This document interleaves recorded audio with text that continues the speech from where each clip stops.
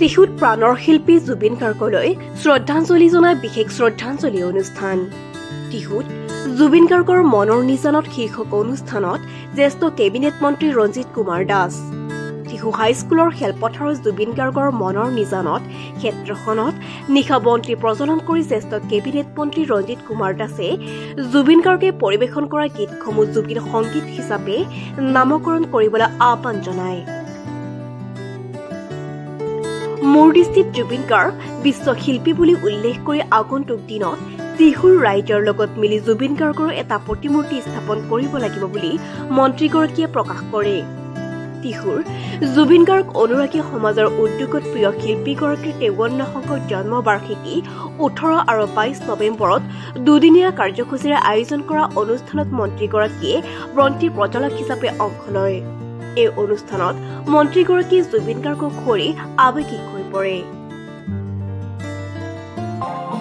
আমাৰ টিহু অঞ্চলৰ যিমানবোৰ আমাৰ জুবিন গাৰ্গ অনুৰাগী যিসকল ব্যক্তি আছে সেইসকলক লৈ এখন সমাজ গঠন কৰা হৈছিলে আৰু ব্যতিক্ৰমী ৰূপত এই সমাজখনৰ কোনো সভাপতি আৰু সম্পাদক নাই। প্ৰায় 200 তেনেকুৱা যুৱকে একত্ৰিত হৈ এক ব্যতিক্ৰমী আয়োজন কৰিছে আৰু এই ব্যতিক্ৰমী আয়োজনৰ ভিতৰত শ্ৰদ্ধাঞ্জলিৰ লগতে এক বৃহৎ আকাৰৰ যি এক বন্তি প্ৰজ্বলন কৰা হৈছে। মই ইমান ডাঙৰ বন্তি কোনো কালে কোনো ঠাইত বহু ঠাইত বন্তি প্ৰজ্বলন কৰিছোঁ যদিও কোনো ঠাইত এনেকুৱা বন্তি প্ৰজ্বলন মই কৰি পোৱা নাই। বৃহৎ আকাৰৰ এটা বন্তি প্ৰজ্বলন কৰা হৈছে।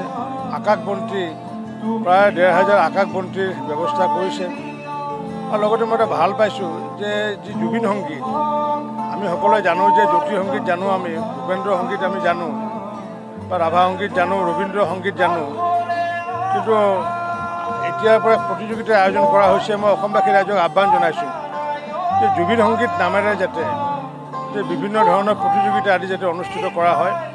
অন্যৰ ক্ষেত্ৰত যেনেকুৱাকৈ সংগীত আছে ৰবীন্দ্ৰ সংগীত, তেনেকুৱা জুবিন সংগীতো কৰিব লাগে। আৰু এইগৰাকী ব্যক্তিত্ব মই পূৰ্বৰ পৰা কৈ আহিছোঁ, বহুতে প্ৰাণৰ শিল্পী মনৰ শিল্পী বুলি কয়।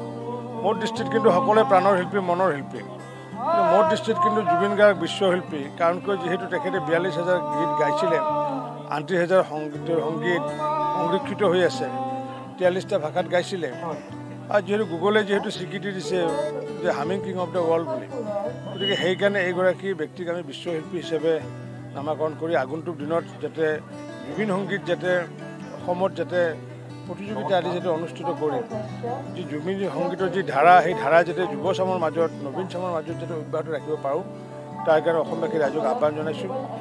আৰু টিহুৰ যি জুবিন অনুৰাগীসকল আছে সেইসকলৰ লগতে আমাৰ টিহু অঞ্চলৰ ৰাইজৰ লগত একত্ৰিত হৈ আগন্তুক দিনত নিশ্চিত ওপৰত এটা প্ৰতিমূৰ্তি বনাব লাগিব।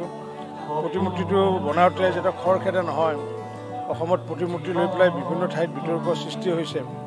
আচলতে সেই বিতৰ্ক সৃষ্টি হ'ব নালাগে। কাৰণ কিয় যিহেতু যিসকল শিল্পীসকলে তেওঁলোকে প্ৰচেষ্টা কৰে, কিন্তু প্ৰচেষ্টা কৰোঁতে হয়তো ক'ৰবাত ভুল হ'ব পাৰে।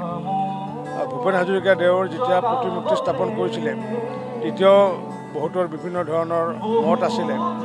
গতিকে শুদ্ধ ৰূপত যাতে শিল্পীসকলে যাতে জুবিন গাৰ্গৰ প্ৰতিমূৰ্তি নিৰ্মাণ কৰে আৰু টিহুটো যাতে শুদ্ধ ৰূপত যাতে কৰা হয়, তাৰ কাৰণে মই আমাৰ টিহুৰ জুবিন গাৰ্গ অনুৰাগী সমাজক মই আহ্বান জনাইছোঁ।